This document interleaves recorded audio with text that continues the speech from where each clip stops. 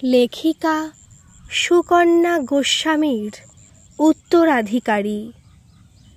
রোজকার মতোই অফিস যাবার জন্য প্রস্তুত হচ্ছিল অতসী। এমন সময় কলিং বেলের শব্দে একটু অবাকই হলো। কোনো রকমে জামাটা গায়ে গলিয়ে দরজা খুলল।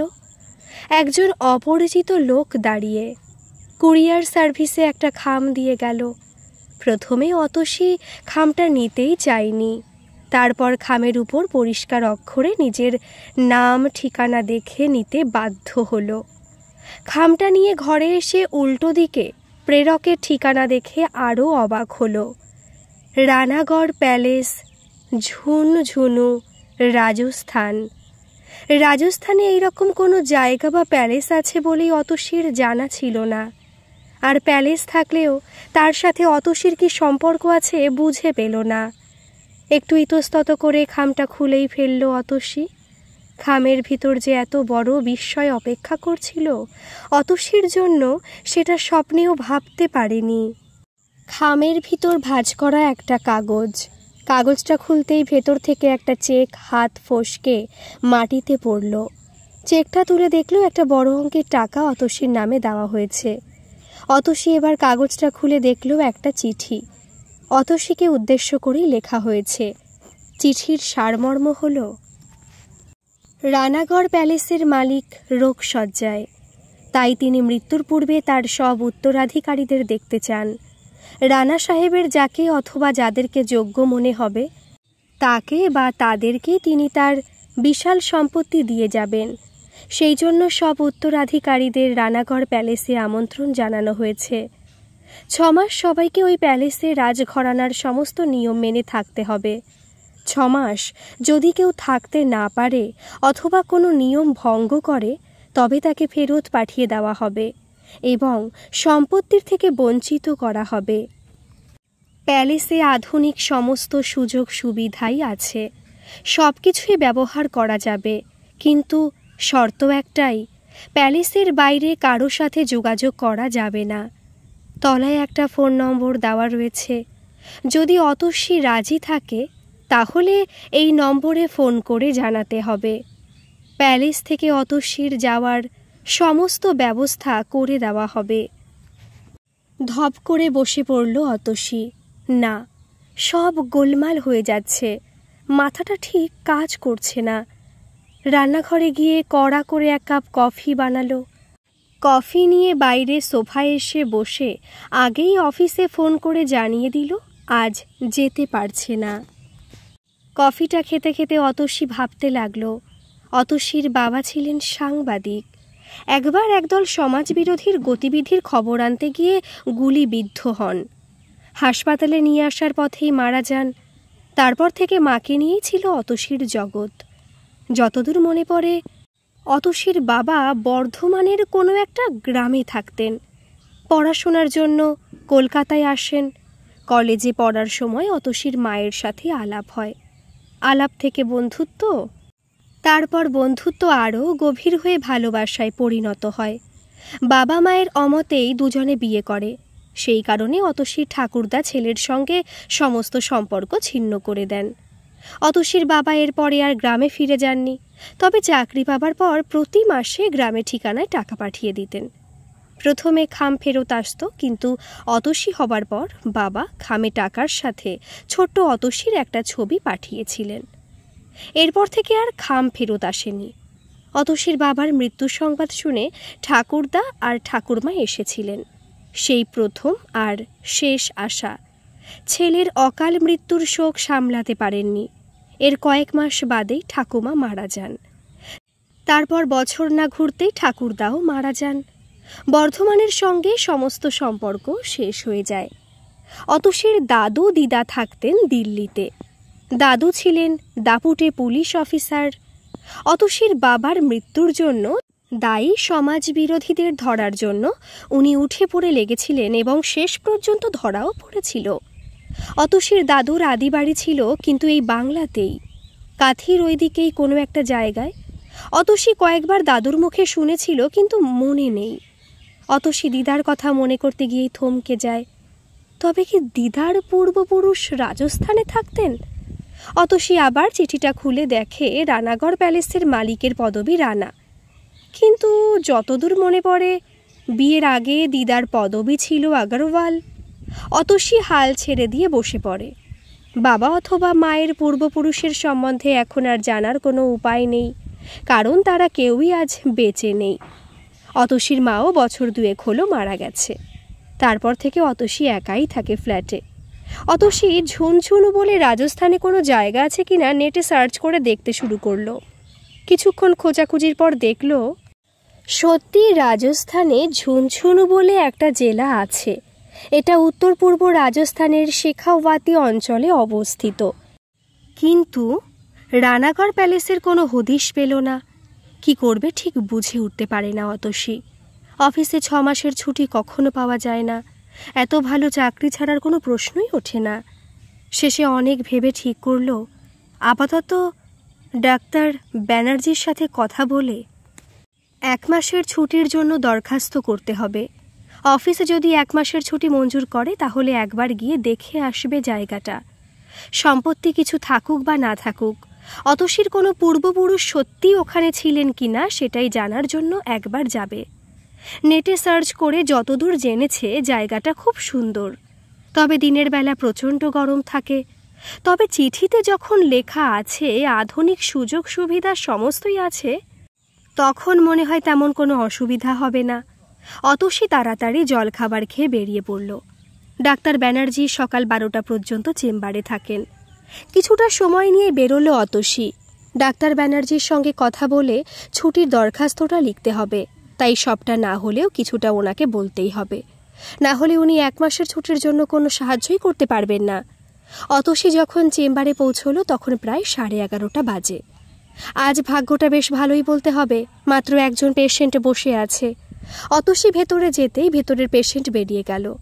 অতসী ডাক্তার ব্যানার্জিকে শুধু এটুকুই জানালো যে তার এক আত্মীয় রাজস্থানে থাকে, খুবই অসুস্থ, তাকে দেখতে যাবার জন্য 1 মাসের ছুটি প্রয়োজন। ডাক্তার ব্যানার্জি ভালো করে জেনে নিলেন অতসী রাজস্থানের কোথায় যাবে, কতদিন থাকবে। তারপর বললেন, ঠিক আছে, চিন্তা করো না, ঝুনঝুনুর কাছেই চিরওয়াতে আমার এক আত্মীয় থাকে, কোনো অসুবিধা হলে যোগাযোগ করতে পারো। এই বলে অতসীকে নাম আর ফোন নম্বর লেখা একটা কার্ড দিলেন। অতসী যখন চেম্বার থেকে বেরোলো তখন প্রায় 12:30 বাজে। কিছুক্ষণ চিন্তা করে অতসী অফিসে যাবার জন্য বাস ধরল। আজই বসের সঙ্গে কথা বলতে হবে।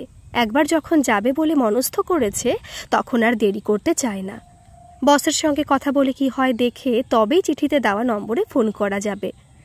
অফিসে ঢুকতেই সবাই একটু অবাক চোখে তাকালো অতসীর দিকে, কারণ সাধারণত অতসী অফিস কামাই করে না, তাই আজ আসতে পারবে না বলায় সবাই ধরেই নিয়েছিল অতসী অসুস্থ। কিন্তু সম্পূর্ণ সুস্থ অবস্থায় অতসীকে অফিসে ঢুকতে দেখে সকলের মুখে একটা প্রশ্ন চিহ্ন আটকে ছিল। অতসী কারোর সাথে কোনো কথা না বলে সোজা বসের কেবিনের সামনে চলে গেল। দরজায় নক করে ভেতরে ঢুকতেই বস মিস্টার অনিল রায় জিজ্ঞাসু চোখে তাকিয়ে রইলেন। অতসী কোনো কথা না বলে দরখাস্তটা মিস্টার রায়ের হাতে দিল। অতসীকে বসতে বলে মিস্টার রায় মনোযোগ দিয়ে দরখাস্তটা পড়লেন। তারপর অতসীর দিকে তাকিয়ে জিজ্ঞেস করলেন, সত্যি করে বলবে 1 মাসের ছুটি তোমার কি জন্য চাই? অতসীর সঙ্গে সঙ্গে ডাক্তারবাবুর দেওয়া কার্ডের নামটা মাথায় এলো, তাই বলল, রাজস্থানে কমলেশ ভট্টাচার্য নামে ওর এক আত্মীয় থাকেন, তারই বাড়িতে বিয়ের অনুষ্ঠানে যাচ্ছে। এর আগে কোনোদিনও দূরে কোথাও বেড়াতে যাওয়া হয়নি, তাই এই সুযোগে রাজস্থানের কয়েকটা জায়গাও ঘুরে দেখে আসবে। বস অতসীর কথা কতটা বিশ্বাস করলেন বোঝা গেল না, তবে কিছুক্ষণ চিন্তা করে 20 দিনের ছুটি মঞ্জুর করলেন আর বললেন, তোমার কাজগুলো পাশের জনকে ভালো করে বুঝিয়ে দিয়ে যেও। অতসী মিস্টার রায়ের কেবিন থেকে বেরিয়ে নিজের টেবিলে গিয়ে প্রয়োজনীয় কিছু কাগজপত্র নিয়ে নিল আর নিজের কাজগুলো পাশে টেবিলের তনয়া আর ঘোষদাকে সব বুঝিয়ে দিল। সব কাজ শেষ করে অতসী যখন অফিস থেকে বেরোলো তখন প্রায় 4টে বাজে। অতসী সোজা বাড়ির বাস ধরল। বাড়িতে এসে হাত মুখ ধুয়ে আগে কিছু খেয়ে নিল, তারপর আবার চিঠিটা নিয়ে পড়তে বসল। হঠাৎ মোবাইলটা বেজে উঠল। অতসী দেখল অচেনা নম্বর। হ্যালো বলতেই ওপারে একটা হিস হিসে কণ্ঠস্বর শুনতে পেল অতসী। রানাগড় প্যালেসে যাবার কথা স্বপ্নেও ভেবো না, বিপদে পড়বে। এই বলেই ফোনটা কেটে দিল। ফোনটা পেয়ে অতসী কিছুক্ষণ গুম হয়ে বসে রইল, কিন্তু এত সহজে দমে যাবার পাত্রী অতসী নয়। একটু চিন্তা করে অতসী বাবার বন্ধু সজল কাকুকে ফোন করল। সজল রায় এখন একজন নামকরা সাংবাদিক। অতসীর বাবার খুব ঘনিষ্ঠ বন্ধু ছিলেন। বাবা মারা যাওয়ার পর সজল রায় অতসীদের অনেক সাহায্য করেছিলেন। তারপর থেকে অতসীর মা বা অতসী কোনো বিপদে পড়লে আগে সজল রায়কে ফোন করে পরামর্শ চাইত। সজল রায়কে ফোনে যতটা সম্ভব সব কথা খুলে বলল অতসী। সজল রায় সব কথা শুনে অতসীকে বললেন, তুমি আজই ওদের ফোন করে কিছু জানিও না, আমি একটু খোঁজ খবর নিয়ে দেখি সত্যি এরকম কোনো প্যালেস আছে কিনা। কাল সকালে আমি তোমায় ফোন করে সব জানাবো, তারপর যাবে কিনা ভেবে দেখো।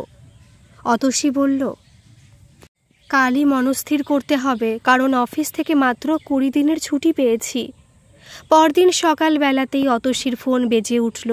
অতসী দেখল সজল কাকুর নম্বর।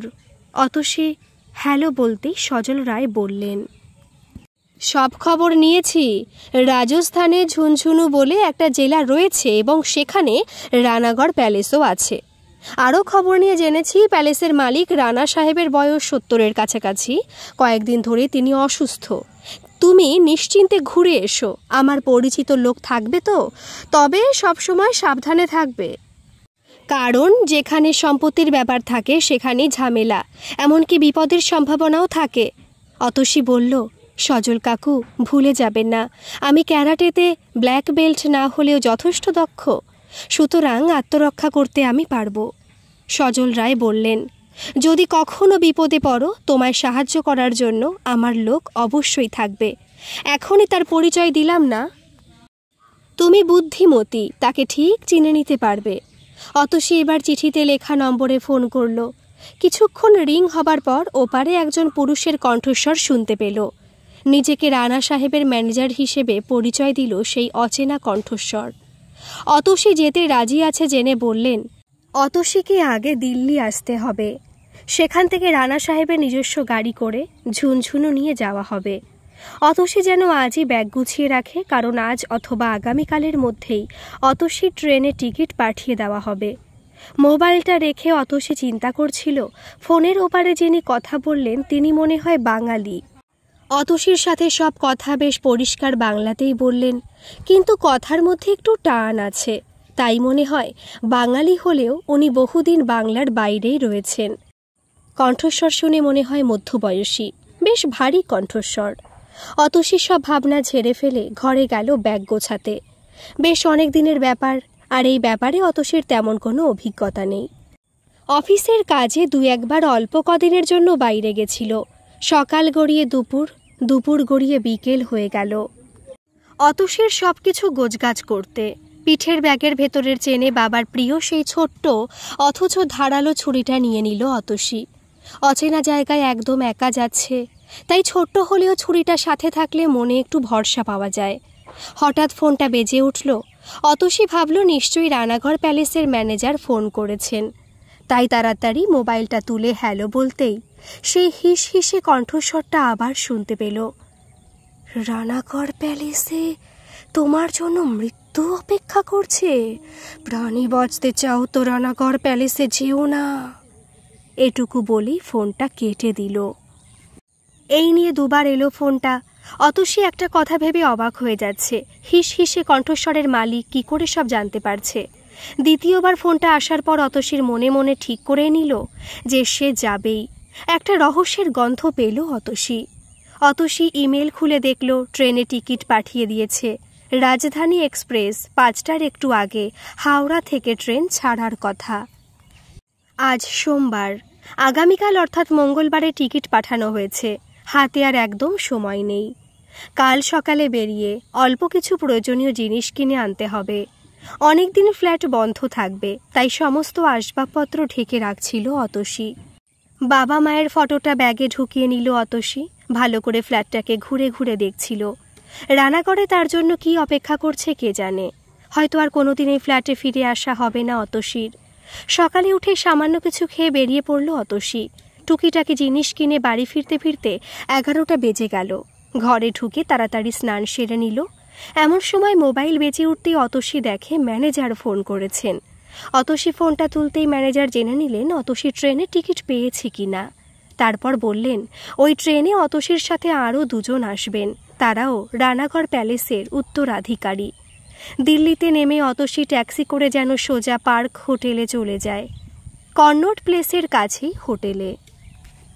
যে কোনো ট্যাক্সি ড্রাইভারকে বললেই নিয়ে যাবে। হোটেলের রিসেপশনে নিজের নাম আর ট্রেনের টিকিট দেখালেই অতসীকে রুমের চাবি দিয়ে দেবে। ওখানে উনি রানা সাহেবের গাড়ি নিয়ে আসবেন। অতসী রুমেই অতসীর সঙ্গে দেখা করে কিছু জরুরি কথা বলে নেবেন। অতসী যখন বাড়ি থেকে বেরোলো তখন প্রায় 3টে বেজে গেছে। তাড়াতাড়ি ফ্ল্যাটে তালা দিয়ে ট্যাক্সিতে উঠে বসল। হাওড়া পৌঁছতে পৌঁছতে প্রায় 4টে বেজে গেল। অতসী স্টেশনে কয়েকটা গল্পের বই কিনে নিল। কিছুক্ষণের মধ্যে ট্রেন প্ল্যাটফর্মে চলে এলো।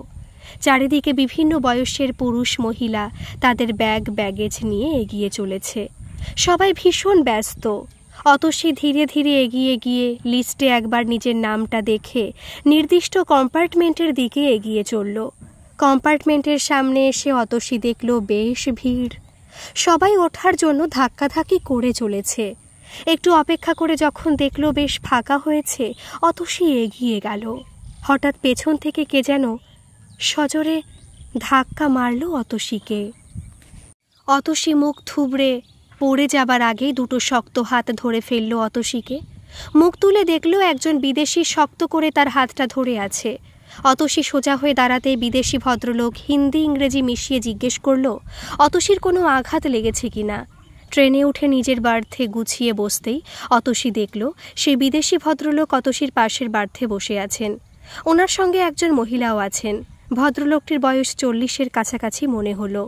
ভদ্রমহিলাকে দেখে বয়স বোঝার উপায় নেই। সবসময় সেজেগুজে ফিটফাট থাকতে ভালোবাসেন। নির্দিষ্ট সময় ট্রেন ছাড়ল। ভদ্রলোকটি এবার নিজে থেকে এসে অতসীর সঙ্গে আলাপ জমালো। ভদ্রলোকের নাম মাইকেল, সঙ্গে তার স্ত্রী ক্যারোলিনা। ওনারা মেলবোর্নে থাকেন। দিন 10 আগে কলকাতায় এসেছেন, এখন দিল্লি হয়ে রাজস্থান যাবেন। অতসী মনে মনে ভাবল তবে কি ইনি আর একজন উত্তরাধিকারী। মাইকেল বেশ মিশুকে আর হাসি খুশি, কিন্তু ক্যারোলিনা একটু কম কথা বলে। তবে মাইকেল আর অতসীর গল্প বেশ উপভোগ করছিল মনে হলো। মাঝে মধ্যে 1-2 কথা বলছিল। রাতে সবাই শুয়ে পড়লে অতসী গল্পের বই নিয়ে বসল।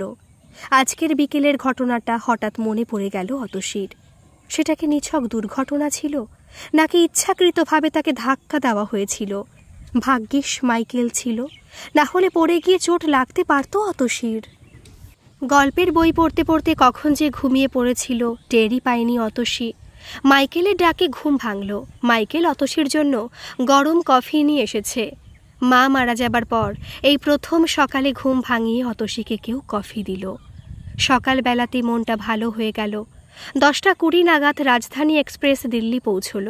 প্ল্যাটফর্মে নেমে মাইকেল আর ক্যারোলিনাকে বিদায় জানিয়ে অতসী স্টেশনের বাইরে এলো। গাড়িতে উঠে ট্যাক্সি ড্রাইভারকে পার্ক হোটেল বলতেই গাড়ি ছেড়ে দিল। হোটেলের সামনে নেমে অতসী হোটেলটা দেখছিল। এত বড় হোটেলে এর আগে কোনো দিন ঢোকেনি অতসী। রিসেপশনে গিয়ে নিজের নাম আর মোবাইলে ট্রেনের টিকিট দেখাতেই অতসীর হাতে চাবি ধরিয়ে দিল। সঙ্গে সঙ্গে হোটেলের কর্মচারী এগিয়ে এসে অতসীর ট্রলি ব্যাগ নিয়ে অতসীকে রুমে পৌঁছে দিল। সারা রাত ট্রেন জার্নির ধকলে খুব ক্লান্তি লাগছিল, তাই রুমেই খাবার দিয়ে যেতে বলল অতসী। খাবার খেয়ে নরম গদির বিছানায় আরাম করে শুয়ে এক ঘুম দিল অতসী। যখন ঘুম ভাঙল তখন সূর্য পশ্চিমে হেলে গেছে। রুমে রাখা ফোনের আওয়াজে উঠে বসল অতসী। রিসেপশন থেকে ফোন করে অতসীকে জানানো হলো রানাগড়ের ম্যানেজার অতসীর সঙ্গে দেখা করতে চান। অতসী সম্মতি জানালে রিসেপশনের মহিলা জানালেন 10 মিনিটের মধ্যে ম্যানেজার সাহেব তার রুমে যাবেন। কিছুক্ষণ পর দরজায় টোকা দেওয়ার আওয়াজ শুনতেই অতসী দরজা খুলল। খুলতেই একজন অতসীর মুখ চেপে ধরে মাথার পাশের দিকে কানের কাছে ভারী কিছু দিয়ে আঘাত করল। অতসীর সঙ্গে সঙ্গে হাতটাকে ধরে ক্যারাটের একটা প্যাচ দিতেই লোকটা ছিটকে পড়ল। সঙ্গে সঙ্গে উঠেই পালালো। এদিকে ম্যানেজার সাহেব তখন অতসীর কাছেই আসছিলেন। তিনি হন্তদন্ত হয়ে অতসীর কাছে এলেন। অতসীর কানের পাশটায় কেটে গিয়ে রক্ত বেরোচ্ছিল। ম্যানেজার সাহেব দেখতে পেয়ে পাশে দাঁড়িয়ে থাকা হোটেলের কর্মচারীকে ডাক্তার ডেকে আনতে বললেন। কর্মচারীটি ডাক্তার ডাকতে দৌড় দিল। ম্যানেজার সাহেব অতসীর সঙ্গে ভেতরে এসে সোফায় বসলেন। তারপর অতসীর দিকে তাকিয়ে বললেন, তুমি খুব সাহসী মেয়ে। রানা সাহেব বাঙালিদের খুব শ্রদ্ধার চোখে দেখেন। উনি বলেন বাঙালিরা খুব সৎ, সাহসী আর নরম মনের হয়। তোমাকে দেখে বুঝলাম সত্যি বাঙালিরা সাহসী হয়। এমন সময় ডাক্তারকে নিয়ে হোটেলের ম্যানেজার এসে হাজির হন। ডাক্তার অতসীর ক্ষতস্থানে ওষুধ দিয়ে ব্যান্ডেজ বেঁধে দিলেন আর বললেন, সামান্যই আঘাত লেগেছে, চিন্তার কোনো কারণ নেই। হোটেলের ম্যানেজার বারবার এই ঘটনার জন্য অতসীর কাছে ক্ষমা চাইলেন। তিনি এও জানালেন সিসিটিভিতে দেখে তিনি অবশ্যই অপরাধীকে ধরার ব্যবস্থা করবেন। রানাগড়ের ম্যানেজার হোটেলের ম্যানেজারকে বলল, আক্রমণকারী ধরা পড়লে অবশ্যই তার নাম, ঠিকানা এবং পরিচয়ের বিস্তারিত তথ্য যেন রানাগড় প্যালেসে পাঠিয়ে দেওয়া হয়। কফি খেতে খেতে রানাগড় প্যালেসের ম্যানেজার মিস্টার চৌবে অতসীর সঙ্গে কথা বলছিলেন। অতসী প্রথমে চৌবেজির কাছে রানা সাহেবের সাথে অতসীর সম্পর্কের সূত্রটা জানতে চাইল। এর উত্তরে চৌবেজি রানা সাহেবের বংশের কিছু ইতিহাস শোনালেন, রানা পরিবারের ইতিহাস। রানাগড় প্যালেসের মালিক রানা মহেন্দ্র প্রতাপের বাবার নাম ছিল রানা বীরেন্দ্র প্রতাপ। বীরেন্দ্র প্রতাপের প্রথমা স্ত্রী অম্বা দেবীর একটি মেয়ে ছিল। মেয়ের নাম গৌরী, কিন্তু কোনো পুত্র ছিল না। তাই পুত্র সন্তান লাভের আশায় বীরেন্দ্র প্রতাপ অনেক বেশি বয়সে আবার বিয়ে করলেন। ওনার দ্বিতীয় স্ত্রী হলেন গিরিজা দেবী। এই গিরিজা দেবীর 3টি পুত্র সন্তান হয়। বড় ছেলে রানা জ্ঞানেন্দ্র প্রতাপ, মেজ ছেলে রানা গজেন্দ্র প্রতাপ আর ছোট ছেলে এবং বর্তমান মালিক রানা মহেন্দ্র প্রতাপ। বীরেন্দ্র প্রতাপের প্রথমা স্ত্রী অম্বা দেবীর মেয়ে গৌরী দেবীর মেয়ের নাতনি হল অতসী। গৌরী দেবী বর্তমান মালিক রানা মহেন্দ্র প্রতাপের মা গিরিজা দেবীর সমবয়সী ছিলেন। দুজনে খুব ভালো বন্ধু ছিলেন। গৌরী দেবীর একটি মাত্র মেয়ে হল অতসীর দিদা। অতসী এবং তার মাও বাবা মায়ের একটি মাত্র সন্তান ছিলেন। বীরেন্দ্র প্রতাপের বড় ছেলে জ্ঞানেন্দ্র প্রতাপ পড়াশোনার জন্য বিদেশে যান এবং সেখানেই এক বিদেশিনীকে বিয়ে করেন। বহুদিন তাদের কোনো সন্তান হয়নি। বিয়ের প্রায় 10 বছর বাদে তাদের একটি সন্তান হয়, কিন্তু জ্ঞানেন্দ্র প্রতাপ সেই সন্তানের পিতৃত্ব অস্বীকার করেন। এর কিছুদিন পর তিনি বিদেশেই মারা যান। তার মৃত্যুর পর তার বিদেশিনী স্ত্রী জ্ঞানেন্দ্র প্রতাপের সঙ্গে একটি ছেলে এবং মেয়ের ছবি নিয়ে রানাগড় প্যালেসে আসেন। ওই ছেলে এবং মেয়েটিকে রানাগড়ের উত্তরাধিকারী হিসেবে দাবি করেন, কিন্তু বীরেন্দ্র প্রতাপ সামান্য কিছু মাসোহারার ব্যবস্থা করে আবার তাদের বিদেশে পাঠিয়ে দেন। বীরেন্দ্র প্রতাপের মেজ ছেলে গজেন্দ্র প্রতাপ রাজস্থানেরই এক অভিজাত পরিবারের মেয়েকে বিয়ে করেন। তার 2 ছেলে, বড় ছেলে রানা যশবন্ত প্রতাপ দিল্লিতে থাকেন এবং ব্যবসা করেন। তিনি বিয়ে করেছেন, একটি মেয়ে আছে। গজেন্দ্র প্রতাপের ছোট ছেলে বলদেব ছোটবেলা থেকে উদ্ধত আর বেপরোয়া স্বভাবের ছিলেন। তিনি একটি উগ্রবাদী দলের সঙ্গে বেশ কিছুদিন আসামে ছিলেন। তারপর পুলিশের হাতে ধরা পড়েন, কিন্তু গজেন্দ্র প্রতাপ তার জামিনের কোনো ব্যবস্থা করেননি। ফলে বেশ কয়েক বছর জেল খাটেন তিনি। জেল থেকে বেরিয়ে আসামেরই একটি মেয়েকে বিয়ে করেন। তার একটি ছেলে আছে। প্রায় বছর 5 আগে বলদেব মারা যান। বীরেন্দ্র প্রতাপের ছোট ছেলে মহেন্দ্র প্রতাপ বিয়ে করেননি, তবে তার একটি পালিত পুত্র আছে, রানা ভানু প্রতাপ। সে ওই রানাগড় প্যালেসেই থাকে। চৌবেজি এতক্ষণ ধরে কথা বলে একটু হাঁপিয়ে পড়েছিলেন, তাই একটু দম নিয়ে নিলেন। তারপর বললেন, রানা মহেন্দ্র প্রতাপ ওই সমস্ত ছেলে মেয়েদের খুঁজে বের করে প্যালেসে আমন্ত্রণ জানিয়েছেন। এরা কেমন মানুষ সে সম্বন্ধে খোঁজ খবর নিয়ে যতটা সম্ভব জেনে নেওয়া হয়েছে, কিন্তু তার মনে যে কি রয়েছে সে তো ওপরওয়ালাই জানেন। খালি ভানুপ্রতাপ চৌবেজির পরিচিত এবং প্রিয় পাত্র। আর ভানুপ্রতাপ কলকাতায় পড়াশোনার জন্যই বেশ কিছুদিন ছিলেন। তার কাছ থেকেই অতসীর সম্পর্কে সব কথা জানতে পেরেছেন। তাই এই দুজন ছাড়া আর কাউকে মহেন্দ্র প্রতাপ তেমন ভরসা করতে পারছেন না। তাই এই দুজনকে আর যশবন্তের ছোট্ট মেয়েকে বিশেষ করে নজরে রাখতে চান তিনি। আরও কিছুক্ষণ কথা বলে চৌবেজি বিদায় নিলেন। যাবার আগে বলে গেলেন, পরদিন সকাল 9টা নাগাদ হোটেলের লবিতে তিনি গাড়ি নিয়ে অতসীর জন্য অপেক্ষা করবেন। চৌবেজি চলে যাবার পর অতসী মাথায় হাত দিয়ে বসে পড়ল। এ তো মস্ত এক জটিল ধাঁধা। তারপর কাগজ কলম নিয়ে রানা পরিবারের বংশ তালিকা লিখতে বসল। প্রথমে রানা বীরেন্দ্র প্রতাপ, তার দুই স্ত্রী অম্বা দেবী, গিরিজা দেবী। অম্বা দেবী প্রথম, অম্বা দেবীর মেয়ে গৌরী, গৌরীর মেয়ে অতসী। এদিকে গিরিজা দেবীর 3 সন্তান, জ্ঞানেন্দ্র, গজেন্দ্র, মহেন্দ্র। জ্ঞানেন্দ্রর 2 ছেলে মেয়ে, গজেন্দ্রর 2 ছেলে যশবন্ত, বলদেব। যশবন্তর মেয়ে আছে, বলদেবের ছেলে আছে। ওদিকে মহেন্দ্র প্রতাপের একটিমাত্র পালিত সন্তান, যার নাম ভানু। দেখা যাচ্ছে রানা পরিবারে উত্তরাধিকারী হিসেবে বেশ অনেকেই আছেন। অতসী বংশতালিকা দেখে একটা লিস্ট বানালো। জ্ঞানেন্দ্র প্রতাপের বিদেশি ছেলে, জ্ঞানেন্দ্র প্রতাপের বিদেশি মেয়ে, যশবন্তের মেয়ে, বলদেবের মেয়ে আসামের অধিবাসী, ভানু প্রতাপ মহেন্দ্র প্রতাপের পালিত পুত্র, আর অতসী। অতসীর মনে হঠাৎ মাইকেলের মুখটা ভেসে উঠল। তাহলে কি মাইকেল জ্ঞানেন্দ্র প্রতাপের ছেলে? না, আর ভাবতে পারছে না অতসী। কানের পাশটায় বেশ যন্ত্রণা হচ্ছে। অতসী এবার সজল কাকুকে ফোন করল। আজকের সব ঘটনা জানালো। সজল কাকু অতসীর কাছ থেকে সেই অচেনা হিসহিসে কণ্ঠস্বরের ফোন নম্বর জেনে নিল। ফোন কল ট্রেস করে তিনি দেখতে চান কোথা থেকে ফোনটা করা হয়েছিল এবং কে করেছিল। অতসী বলল, আগামীকাল বিকেলে আমি রানাগড় প্যালেসে পৌঁছে যাব। তার আগে সম্ভব হলে জানিয়ে দিও, কারণ প্যালেসে বাইরের কারোর সাথে যোগাযোগ করা যাবে না, তাই মোবাইল বন্ধ রাখতে হবে। সজল কাকু বললেন, কোনো চিন্তা করো না, তবে সব সময় চোখ কান খোলা রাখবে, আর একটা খাতা বা ডায়েরিতে প্রত্যেক দিনের ঘটনা নোট করে রাখবে।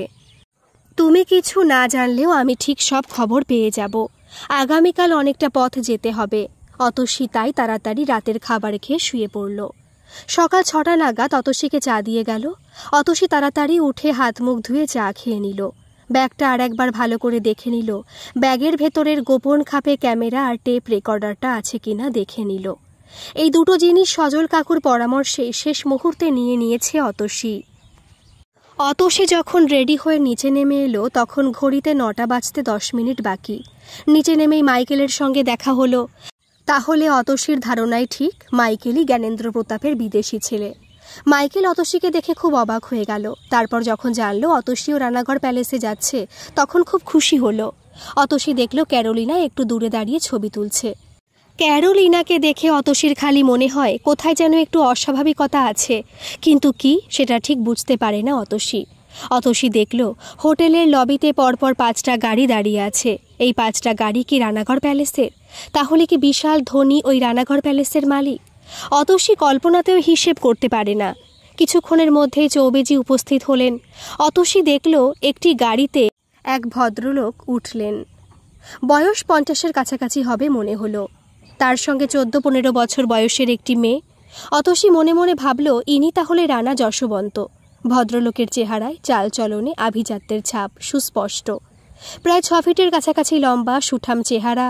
সঙ্গের মেয়েটিকে দেখতেও ভীষণ সুন্দর, একদম গল্পের রাজকন্যার মতো। তবে দূর থেকে দেখে যা বুঝল, মেয়েটা বেশ ছটফটে এবং হাসি খুশি।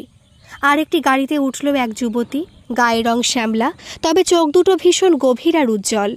বয়সে অতসী সমবয়সী মনে হলো, তবে পোশাক অতসীর মতোই সাধারণ। গাড়িতে ওঠার সময় দূর থেকে অতসীকে দেখে একটু হাসল। অতসীর পরের গাড়িতে উঠল মাইকেল আর ক্যারোলিনা। মাইকেল সমানে বকবক করে চলেছে, আর ক্যারোলিনা খালি হু না করে জবাব দিচ্ছে। গাড়িতে ওঠার সময় মাইকেল অতসীকে দেখে হাত নাড়ল। ক্যারোলিনাও একটু হাসল। এত সকালেও ক্যারোলিনা মেকআপ করতে ভোলেনি। বোঝাই যায় ক্যারোলিনা সাজতে খুব ভালোবাসে। একদম শেষের গাড়ির সামনে একজন ফর্সা সুদর্শন যুবক এসে দাঁড়ালো। দেখেই বোঝা যায় বনেদি অভিজাত পরিবারের। কোনো মানুষ যে এত সুন্দর হতে পারে অতসীর আগে জানা ছিল না। ছেলেটির নাক চোখ মুখ যেন শিল্পীর তুলিতে আঁকা। এক মাথা ঝাঁকড়া চুল, ফর্সা ধবধবে গায়ের রং। অতসী অবাক হয়ে দেখছিল। গাড়িতে ওঠার আগে যুবকটি অতসীর দিকে তাকিয়ে হাসল। অতসীর চোখে যেন হাজার আলোর রোশনাই ফুটে উঠল। কানে বেজে উঠল জল তরঙ্গ। অতসীও হাসল। অতসী খেয়ালই করেনি কখন চৌবেজি পেছনে এসে দাঁড়িয়েছেন। চৌবেজি বললেন, ভানু প্রতাপ মহেন্দ্র প্রতাপের পালিত পুত্র। অতসী সঙ্গে সঙ্গে বুঝতে পারল ভানুপ্রতাপ তাকে দেখে নয়, তার পেছনে দাঁড়িয়ে থাকা চৌবেজিকে দেখে হেসেছিল। অতসী মনে মনে ভাবল নিজেকে সংযত রাখতে হবে, তাছাড়া ভানুপ্রতাপ সম্পর্কে তার ভাই হয়। গাড়িতে ওঠার আগে অতসী দেখল ভানুপ্রতাপের গাড়িতে আর একজন যুবক উঠল। ভানুপ্রতাপের বয়সী মনে হয়, পেটাই চেহারা, দেখেই মনে হয় খেলাধুলো করে। চৌবেজি বললেন, ছোটবেলা থেকেই ওর খেলাধুলার প্রতি আগ্রহ দেখে মহেন্দ্রপ্রতাপ ওকে প্রশিক্ষণ নিতে দিল্লি পাঠিয়ে দেন। এরপর চৌবেজি অতসীর দিকে তাকিয়ে বললেন, তুমিও তো ক্যারাটে জানো। অতসী শুধু একটু হাসল। অতসী গাড়িতে উঠে বসল। চৌবেজিও অতসীর গাড়িতে ড্রাইভারের পাশে বসলেন। অতসী মনে মনে ভাবল, বাবা ছেলে দুজনে মিলে রক্ষা করছে দুই উত্তরাধিকারীকে। সত্যি কোনো বিপদ অপেক্ষা করছে তাদের জন্য, নাকি নেহাতি সন্দেহ? অতসীদের গাড়ি এগিয়ে চলল, পেছন পেছন আরও 4টে গাড়ি। চৌবেজি বললেন, দিল্লি থেকে ঝুনঝুনের দূরত্ব 230 কিলোমিটার। রানাগড় প্যালেসে পৌঁছতে পৌঁছতে প্রায় 3টে বেজে যাবে, তাই হোটেল থেকে দুপুরের খাবার প্যাক করে নিয়েছেন। মাঝে রাস্তাতেই গাড়ি থামিয়ে দুপুরের খাবার খেয়ে নেওয়া হবে। দিল্লি থেকে গাড়িতে বাহাদুরগড়, ঝজ্ঝর, চরখির দাড়ি, লোহারু, তারপর চিরুয়া পেরিয়ে ঝুনঝুনু যেতে হয়। গাড়িতে যেতে যেতেই সজল কাকুর ফোন এলো। অতসী ফোনটা ধরতেই সজল কাকু বললেন, ফোন কল ট্রেস করে জানা গেছে পার্ক স্ট্রিটের একটা পাবলিক বুথ থেকে 2বার অতসীকে ফোন করা হয়েছিল। ফোনের টাইমিং অনুযায়ী সিসিটিভি ফুটেজে প্রথমবার একজন বোরখা পরিহিত মহিলা ও একজন মধ্যবয়সী লোককে পরপর ওই বুথে ঢুকতে দেখা গেছে। দ্বিতীয়বার একজন বোরখা পরিহিতা মহিলা ও আরও একজন মহিলা ওই বুথে ঢুকেছিল। এখন খোঁজ করে দেখা হচ্ছে বোরখা পরে কোনো মহিলাই ছিল, না কোনো পুরুষ নিজেকে আড়াল করার জন্য পড়েছিল। মাঝপথে এক জায়গায় গাড়ি থামাতে অতসী গাড়ি থেকে নেমে পড়ল। হাত পা একটু ছাড়িয়ে নেবার জন্য অতসী একটু হাঁটাহাঁটি করতে শুরু করল। এমন সময় পেছনে একটা মিষ্টি কণ্ঠস্বর কানে যেতেই অতসী পেছন ফিরে তাকালো। দেখল যশবন্ত রানার মেয়ে তার দিকে এগিয়ে আসছে। তারপর অতসীর সামনে এসে বলল, তুমি আমার দিদি হও, আমার নাম জ্যোতি, সবাই আদর করে আমায় মুন্নি ডাকে। তোমার সঙ্গে গল্প করতে এলাম। একসাথে এতগুলো কথা বলে বড় বড় চোখ করে অতসীর দিকে জবাবের অপেক্ষায় তাকিয়ে রইল।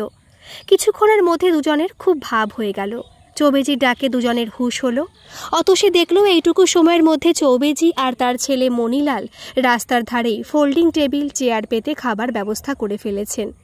একটা টেবিলে যশবন্ত, রানা, ভানুপ্রতাপ, মাইকেল আর ক্যারোলিনা বসলো, আর একটাতে অতসী, মুন্নি, বলদেবের মেয়ে আর চৌবেজি বসলেন। মণিলাল 2টো টেবিলে ঘুরে ঘুরে সবার খাওয়ার তদারকি করছিল। খেতে খেতে বলদেবের মেয়ের সাথে পরিচয় হলো। মেয়েটির নাম রানী, কলেজে পড়ে। অতসী কথায় কথায় জানতে পারল তাকেও কেউ ফোনে ভয় দেখিয়েছে, সেই জন্য একটু ভয়ে ভয়ে রয়েছে।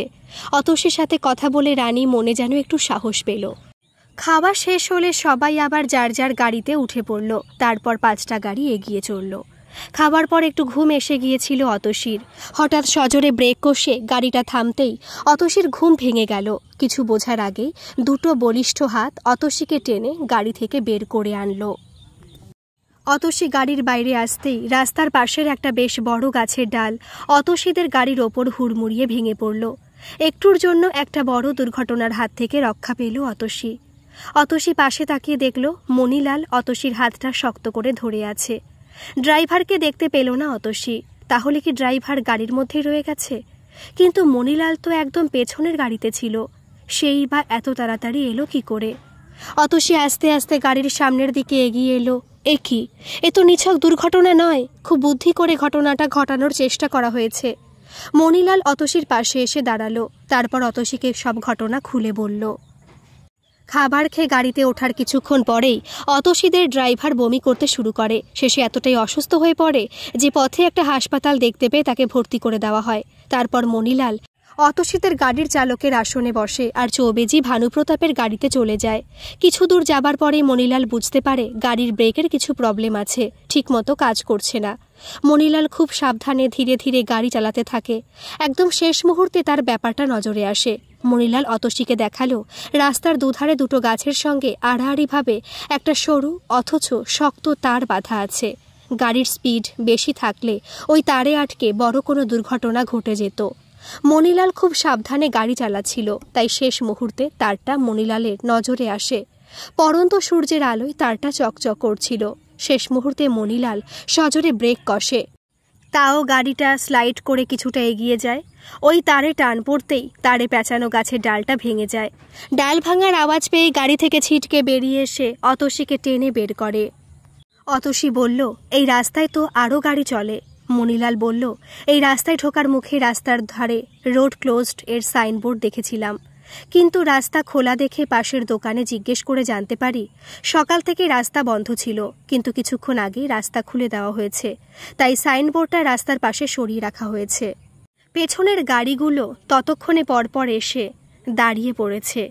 মাইকেল আর ক্যারোলিনা ছুটে এলো। ক্যারোলিনা জড়িয়ে ধরল অতসীকে। মাইকেল এসে অতসীকে বারবার জিজ্ঞেস করতে লাগলো কোনো চোট লেগেছে কিনা অতসীর। রানী আর মুন্নিও অতসীর কাছে এসে দাঁড়ালো। যশবন্ত অতসী ঠিক আছে কিনা জেনে গেলেন। অতসীর মাথাটা তখনও কেমন ঝিমঝিম করছে। চৌবেজি এসে বললেন, রাস্তায় আর সময় নষ্ট না করে যত তাড়াতাড়ি সম্ভব আমাদের রানাঘর প্যালেসে পৌঁছে যেতে হবে। আবার কোনো বিপদ ঘটার আগে সবাই গাড়িতে উঠে পড়ো। অতসী, তুমি রানীর গাড়িতে ওঠো, মণিলাল তোমাদের গাড়ি চালিয়ে নিয়ে যাবে। মণিলাল এক বোতল ঠান্ডা জল অতসীকে দিয়ে বলল, এই ঠান্ডা জল চোখে মুখে দিন, তাহলে একটু ভালো লাগবে। বুঝতে পারছি আপনার মনে অনেক প্রশ্ন জমা হয়েছে। রানাঘর প্যালেসে গিয়ে ধীরে সুস্থে আপনার সব প্রশ্নের জবাব দেব। ঠান্ডা জলটা চোখে মুখে দিতে সত্যি অনেকটা ভালো লাগছিল অতসীর। অতসী রানীর গাড়িতে উঠে বসল। রানীর গাড়ির ড্রাইভার অতসীর ব্যাগ রানীর গাড়িতে তুলে দিল। তারপর মণিমালাকে জানালো অতসীদের গাড়ি কাছাকাছি কোনো গ্যারেজে সারিয়ে তারপর রানাঘর প্যালেসে নিয়ে যাবে। মণিলাল ড্রাইভারের আসনে গিয়ে বসল। রানী এই ঘটনার পর ভয়ে আরও যেন চুপ হয়ে গেছে। অতসীর মাথাটা এবার আস্তে আস্তে পরিষ্কার হচ্ছিল। অতসী মণিমালাকে জিজ্ঞেস করল, অ্যাক্সিডেন্টের পর সবাই গাড়ি থেকে নেমে এলো, কিন্তু ভানুপ্রতাপকে দেখতে পেলাম না তো। মণিলাল বলল, দুপুরের খাবার খাওয়ার পর আপনি এবং ভানু দুজনকে দেখলাম অঘরে ঘুমোচ্ছেন।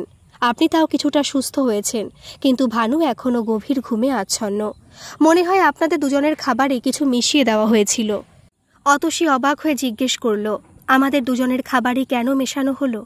মণিলাল বলল, যতদূর আমার ধারণা আপনারা দুজনে মহেন্দ্র আঙ্কেলের খুব প্রিয় আর রানাগড়ের সম্পত্তির বড় দাবিদার, তাই প্রথমে আপনাদের দুজনের উপরেই আক্রমণটা হলো। অতসী অবাক হয়ে ভাবছিল, মহেন্দ্র প্রতাপ তাকে কোনোদিন চোখেই দেখেননি, তবুও তার প্রতি এত টান কিসের জন্য? রানাঘর প্যালেসে পৌঁছতে প্রায় 5টা বেজে গেল।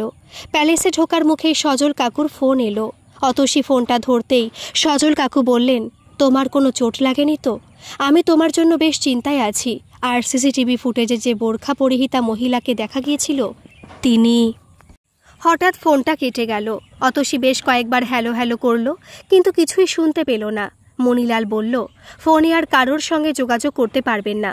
আমরা রানাঘর প্যালেসের এলাকার মধ্যে ঢুকে পড়েছি, আর এই পুরো এলাকাটাতে সেল জ্যামার লাগানো আছে, সুতরাং নেটওয়ার্ক থাকবে না। অতসী অবাক হয়ে দেখছিল, কি বিশাল প্যালেস! এত বড় রাজপ্রাসাদ অতসী স্বপ্নেও কোনোদিন দেখেনি। সাদা রঙের প্যালেস বিকেলের হালকা আলোতেও ঝকঝক করছে। অতসীকে হাঁ করে তাকিয়ে থাকতে দেখে মণিলাল হেসে ফেলল। কখন যে গাড়ি প্যালেসের সামনে এসে থেমে গেছে অতসী খেয়ালই করেনি। মণিলাল সামনে এসে দরজা খুলতে অতসীর সম্বিত ফিরল। অতসী গাড়ি থেকে নেমে এলো। রানীও তাড়াতাড়ি গাড়ি থেকে নেমে এসে অতসীর হাত ধরল। রানীর হাত ধরে অতসী সাদা ধবধবে সিঁড়ি দিয়ে উঠে দেখল বড় বড় থামওয়ালা বিশাল বড় দালান। দেওয়ালে রাজস্থানের ইতিহাসের বিভিন্ন কাহিনী খোদাই করা হয়েছে। অসাধারণ হাতের কাজ। সামনে বিশাল বড় কাঠের দরজা। এই দরজা দিয়ে ঢুকলেই বিশাল এক হলঘর। হলঘরের উল্টো দিকে দরজা দিয়ে বেরিয়ে অতসীরা ভেতর দালানে পৌঁছল।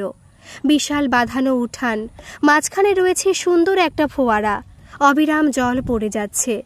ভেতর দালানের চারিদিকে বারান্দা, আর বারান্দার পর সারি দিয়ে ঘর। সমস্ত দেওয়ালে ফুল লতাপাতার কারুকাজ খোদাই করা হয়েছে। সাদা ধবধবে সিঁড়ি দিয়ে অতসীরা দোতলায় উঠে এলো। সবার জন্য আলাদা ঘরের ব্যবস্থা করা হয়েছে। একটা ঘরে থাকবে মাইকেল আর ক্যারোলিনা, একটাতে যশবন্ত আর তার মেয়ে মুন্নি, একটা ঘরে রানী আর একটাতে অতসী। রানী কিছুতেই একা ঘরে থাকতে রাজি না হওয়ায় অতসী আর রানী একই ঘরে থাকবে ঠিক হলো। অতসী রানীকে নিয়ে নিজের ঘরে ঢুকলো। ঘরের সব আসবাবপত্রই কাঠের, আর প্রত্যেকটিতেই কারুকার্যের বাহার নজর কাড়ে। ঘরের মাঝখানে বিশাল পালঙ্ক, একপাশে টি টেবিল আর 3টে গদি আটা চেয়ার। সারা দিনের জার্নিতে ভীষণ ক্লান্ত হয়ে পড়েছিল অতসী আর রানী দুজনেই।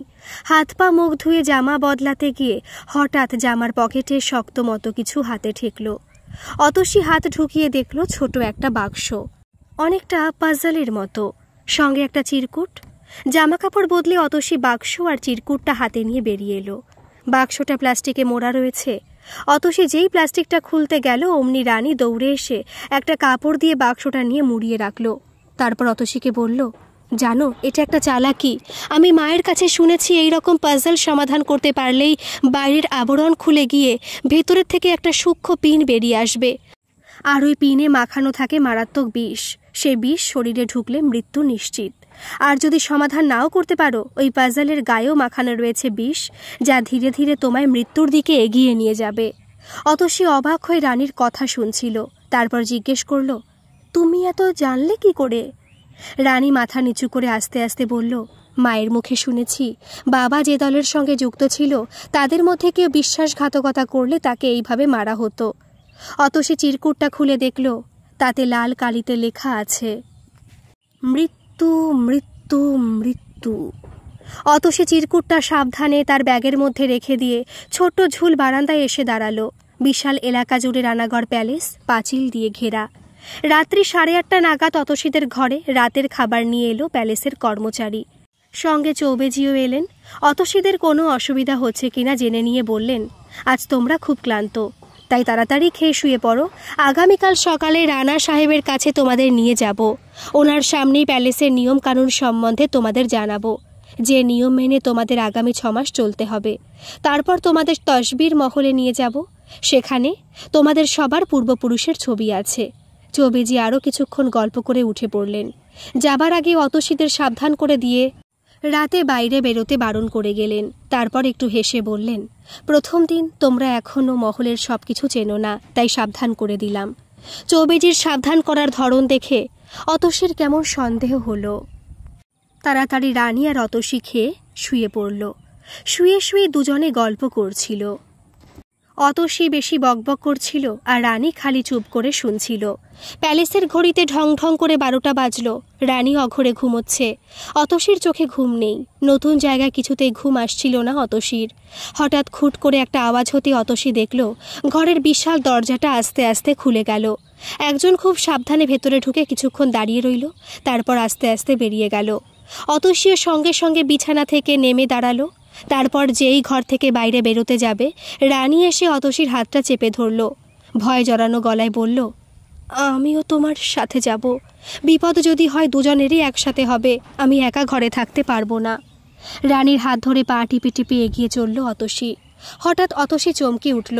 সেই হিস হিসে কণ্ঠস্বর শুনতে পেল, কাউকে যেন শাসাচ্ছে। একটু এগিয়ে দুটো ছায়া দেখতে পেল। হঠাৎ পেছনে পায়ের আওয়াজ হতেই ছায়া দুটো চমকে উঠে মুহূর্তের মধ্যে অদৃশ্য হয়ে গেল। অতসী পেছন ফিরেও কাউকে দেখতে পেল না। রানী ফিস ফিস করে বলল, এখানে আর এক মুহূর্ত দাঁড়িয়ে থাকা উচিত হবে না, ঘরে চলো। অতসীরা ঘরে ফিরে এলো। দরজা বন্ধ করতে গিয়ে দেখল দরজায় কোনো ছিটকিনি বা কবজাই নেই। অতসী আর রানী দুজনে মিলে ধরাধরি করে টি টেবিলটা দরজার সামনে নিয়ে এসে রাখল। তারপর দুজনে ভালো করে ঘরটা দেখে নিয়ে শুয়ে পড়ল। চিন্তা করতে করতে কখন যে ঘুমিয়ে পড়েছে অতসী নিজেই টের পায়নি। ঘুম ভাঙল দরজায় টোকা দেওয়ার আওয়াজে। অতসী উঠে আস্তে আস্তে টি টেবিলটা সরিয়ে নিল। দরজা খুলে দেখল প্যালেসের কর্মচারী চা জলখাবার নিয়ে এসেছে। চায়ের ট্রে টেবিলে রেখে জানালো, মণিলাল অতসীর সঙ্গে দেখা করতে চায়। অতসী জানিয়ে দিল মণিলাল যেন কিছুক্ষণ পরে আসেন। কর্মচারীটি মাথা নেড়ে সম্মতি জানিয়ে চলে গেল। অতসী তাড়াতাড়ি রানীকে ডেকে তুলে দুজনেই মুখ ধুয়ে খেয়ে নিল। কিছুক্ষণ বাদে মণিলাল এলো। মণিলালকে একটু গম্ভীর দেখাচ্ছিল। মণিলালকে দেখে অতসীর কেন জানি মনে হচ্ছিল এই মানুষটাকে বিশ্বাস করা যেতেই পারে। অতসী গতকালের চিরকুটটা মণিলালকে দেখালো। মণিলাল ভালো করে দেখে অতসীকে ফেরত দিল। তারপর অতসীকে বলল, গতকাল মাইকেল সাহেবের ঘরে কেউ ঢুকেছিল, উনি আজ সকালে আমায় জানালেন। রানী বলল, কাল রাতে আমাদের ঘরেও আগন্তুকের আগমন ঘটেছিল, তবে কিছু করেনি। অতসী মণিলালকে দরজার ছিটকিনির ব্যাপারটা জানালো। মণিলাল বলল, বহুদিন আগে দরজার ছিটকিনি আটকাতে গিয়ে এই প্যালেসে অঘটন ঘটেছিল। তারপর সব ঘরের ছিটকিনি খুলে নেওয়া হয়, তবে রাতে সারা প্যালেসে পাহারাদার ঘুরে বেড়ায়। কিন্তু গতকালের মতো এই রকম ঘটনা এর আগে কোনো দিন ঘটেনি। তারপর একটু চিন্তা করে অতসীকে বলল, প্রথম দিন দেখেই মনে হয়েছিল আপনি খুব সাহসী, তাই যদি রাজি থাকেন তাহলে আজ রাতে একটা অভিযানে আপনাকে সঙ্গী হিসেবে নিয়ে যেতে চাই। এতদিন উপযুক্ত সঙ্গীর অভাবে যেতে পারিনি। ভানু প্রতাপকেও যাবার জন্য অনুরোধ করেছিলাম, কিন্তু ও একটু শান্ত আর নিরীহ প্রকৃতির, তাই যেতে রাজি হয়নি। এই প্যালেসের এক বন্ধ দরজার পেছনে অনেক তথ্য লুকিয়ে আছে। এই তথ্যগুলো পেলে হয়তো রানা বংশের অনেক প্রশ্নের সমাধান করা সম্ভব হবে। তাই আপনার যদি আমার প্রতি বিশ্বাস থাকে তবে আজ রাত 11টার পর সবাই শুয়ে পড়লে বেরোবো। অতসীর বয়স অল্প হলেও জীবনের অনেক জটিল দিক দেখেছে। তাছাড়া খুব কাছের বলতে তেমন কেউ নেই অতসীর, তাই কোনো পিছুটানো নেই। তাই অতসী মণিলালের প্রস্তাবে রাজি হয়ে গেল। সব শুনে রানীও অতসীদের সাথে যাবার জন্য জেদ ধরল। রানী বলল, আমি তোমাদের পেছনে থাকব আর বিপদ এলে তোমাদের সাবধান করে দেব। শেষ পর্যন্ত ঠিক হলো অতসী, রানী আর মণিলাল তিনজনে মিলে রাত 11টার পর অভিযানে বেরোবে। মণিলাল রাতে অতসীদের তৈরি থাকতে বলে চলে গেল। 9টা নাগাদ চৌবেজি অতসী আর রানীকে নিয়ে মহেন্দ্র প্রতাপের ঘরে হাজির হলেন। অতসী দেখল যশবন্ত, মুন্নি, মাইকেল, ক্যারোলিনা, ভানু প্রতাপ সবাই রয়েছে সেই ঘরে। একটা বড় হাতলওয়ালা চেয়ারে মহেন্দ্র প্রতাপ বসে আছেন। যত বয়স তার থেকেও অনেক বেশি বয়স্ক মনে হচ্ছে ওনাকে। চোখে মুখে যেন একটা ভয়ের ছাপ রয়েছে। অতসী আর রানীকে দেখে মহেন্দ্র প্রতাপ একটু হাসলেন। তারপর তিনি বলতে শুরু করলেন, তোমাদের সবাইকে একটি বিশেষ উদ্দেশ্যে এখানে ডেকে আনিয়েছি। আজ সব তোমাদের জানাবো। বহু বছর আগে আমাদের কোনো এক পূর্বপুরুষ এক বেদের মেয়েকে জোর করেই মহলে নিয়ে আসেন। তারপর তাকে চরম অপমান করেন। সেই বেদেনী এই মহলের বিভিন্ন জায়গায় মৃত্যুর দূতকে রেখে দিয়ে যায়, আর যাবার আগে বলে যায় এই মৃত্যুর দূত যাকে ছোবল দেবে তার মৃত্যু নিশ্চিত। এমনকি এর সংস্পর্শে এলেও মৃত্যু তাকে ধীরে ধীরে গ্রাস করবে। তবে আমাদের সেই পূর্বপুরুষদের সন্তানের কথা ভেবে সে মৃত্যুর দূত কি এবং এই মহলের কোথায় কোথায় রাখা হয়েছে সেই সম্বন্ধে বিস্তারিত লিখে এই প্যালেসেরই কোনো একটি ঘরে লুকিয়ে রেখে দিয়ে যায়। আমার মেজ ভাই গজেন্দ্র প্রতাপের অকস্মাৎ মৃত্যুর পর আমাদের বাবা বীরেন্দ্র প্রতাপ সেই লেখা খুঁজতে শুরু করেন। তিনি হয়তো কিছুটা আন্দাজও করেছিলেন। তিনি সেই অনুমানের উপর ভিত্তি করে একটা ম্যাপ তৈরি করেন। মাস দুয়েক আগে ওনার একটি ডায়েরি আমি খুঁজে পাই। এই ডায়েরিতেই সেই ম্যাপের সন্ধান পাই, কিন্তু তারপরেই আমি অসুস্থ হয়ে পড়ি। তাই আমার পক্ষে সেই লেখা খুঁজে বের করা সম্ভব নয়। তবে মেজ ভাই গজেন্দ্র প্রতাপের ছোট ছেলে বলদেব হয়তো কিছুটা জানত, কিন্তু সে গৃহত্যাগ করে উগ্রবাদী দলের সঙ্গে যোগ দেয় এবং অকালেই মারা যায়। তাই সেই লেখার কোনো হদিশ আমি পাইনি। এখন তোমাদের সবাইকে 6 মাস সময় দিলাম।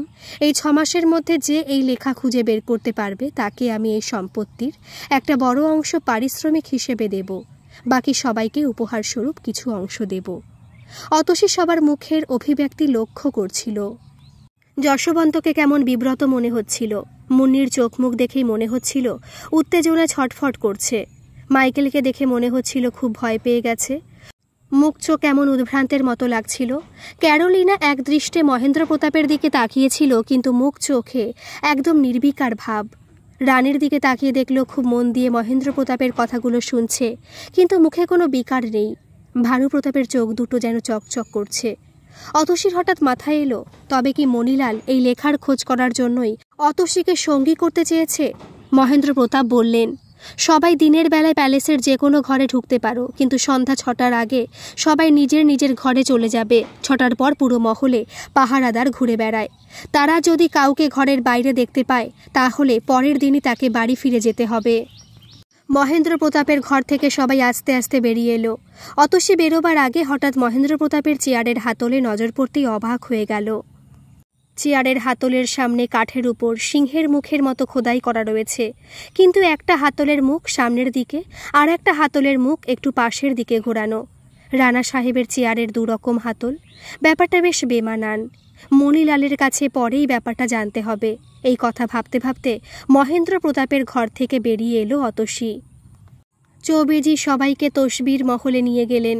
বিশাল বড় একটা হলঘর, রানা পরিবারের সবার ছবি এই হলঘরে টাঙানো আছে। চৌবেজি অতসীকে অম্বা দেবীর ছবির সামনে নিয়ে গেলেন। অসামান্যা রূপসী ছিলেন অম্বা দেবী, একটা ঘোড়ার পিঠে বসে আছেন। চৌবেজি বললেন, অম্বা দেবী যেমন সুন্দরী ছিলেন তেমনি ঘোড়ায় চড়া ও অসি চালনাতে পটু ছিলেন। অতসী ঘুরে ঘুরে সবার ছবি দেখছিল। একদম কোণে একটা ছবির সামনে এসে থমকে গেল। এই ছবিটা অন্যান্য ছবির থেকে আলাদা, অযত্নে এক কোণে টাঙানো রয়েছে।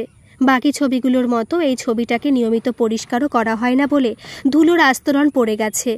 চৌবেজি অতসীর পাশে এসে দাঁড়ালেন, তারপর একটু ভেবে বললেন, এই ছবিটা সেই মহিলার। রানা সাহেব সবটা খুলে বলেননি। আসলে অপমানিত হওয়ার পর ওনার আর কোথাও যাওয়ার জায়গা ছিল না, তাই উনি এই প্যালেসেই থেকে যান। মাস দুয়েক বাদে জানা যায় উনি সন্তান সম্ভবা। তখন নিজের ইচ্ছের বিরুদ্ধেই ওই মহিলাকে বিয়ে করতে বাধ্য হন রানা পরিবারের সেই মানুষটি। নির্দিষ্ট সময় পর ওই মহিলা এক পুত্র সন্তানের জন্ম দেন। এর কিছুদিন পরেই পুত্রকে মহলে রেখে ওই মহিলাকে মোটা অঙ্কের অর্থের বিনিময়ে মহল ছেড়ে চলে যেতে বলা হয়। এই কথা শুনে ওই মহিলা ক্ষিপ্ত হয়ে ওঠেন। মহলের বিভিন্ন স্থানে মৃত্যুর দূত অর্থাৎ বিষ মাখানো কিছু জিনিস রেখে দিয়ে যান। কিন্তু নিজের ছেলের কথা চিন্তা করে তিনি কোথায় কোথায় এবং কিভাবে জিনিস রেখেছেন একটা কাগজে লিখে মহলের লাইব্রেরিতে কোনো একটি বইয়ের ভাঁজে রেখে দেন।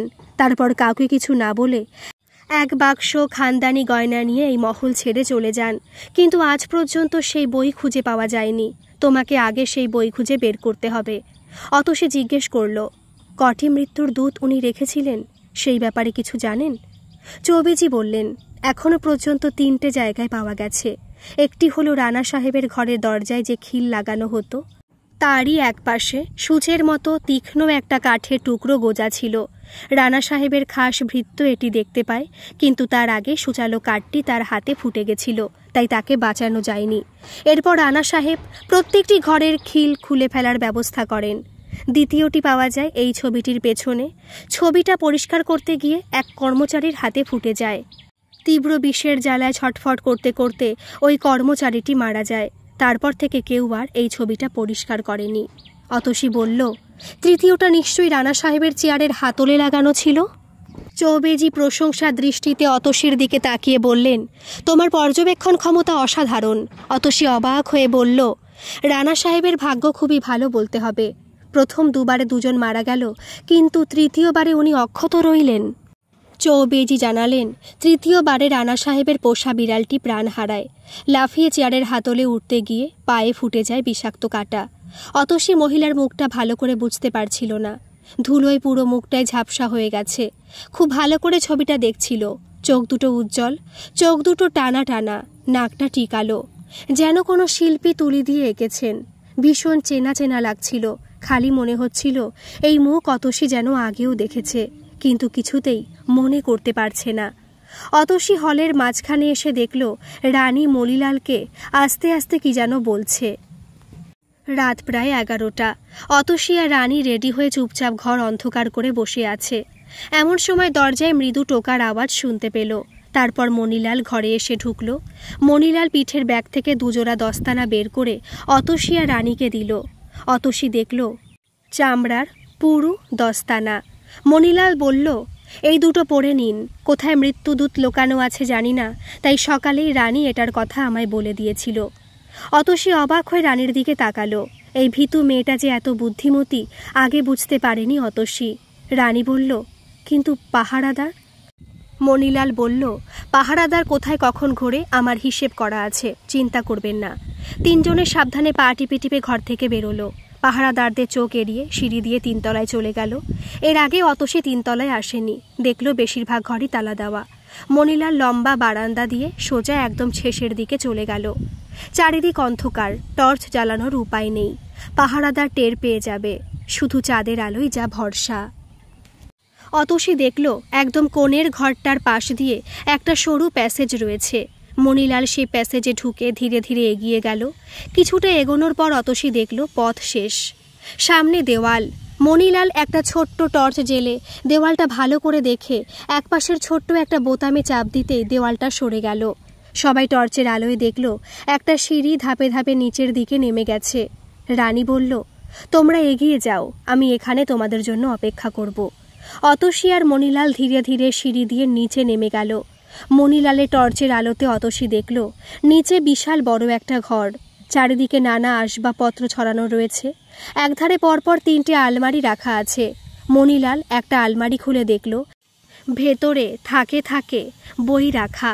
মণিলাল অতসীকে একটা টর্চ বের করে দিয়ে বলল, আপনি আপনার প্রশ্নের উত্তর খুঁজুন, আমি ওদিকটা দেখি। অতসী টর্চের আলোয় বইগুলো খুলে দেখতে লাগলো। হঠাৎ মণিলাল বলল, শিগগির এদিকে আসুন। মণিলালের গলায় আওয়াজ শুনে মনে হচ্ছিল খুবই উত্তেজিত। অতসী তাড়াতাড়ি বইটা জামার ভিতরের পকেটে ঢুকিয়ে মণিলালের কাছে গিয়ে চমকে গেল। সামনের চেয়ারে একটা কঙ্কাল বসা অবস্থায় রয়েছে, হাত পা চেয়ারের সঙ্গে দড়ি দিয়ে বাঁধা। কঙ্কালটার হাতে গলায় রং বেরঙের পুঁথির গয়না রয়েছে। অতসী অবাক হয়ে বলল, তাহলে ওই মহিলাকে হাত পা বেঁধে এইখানে এইভাবে আটকে রেখে মারা হয়েছে?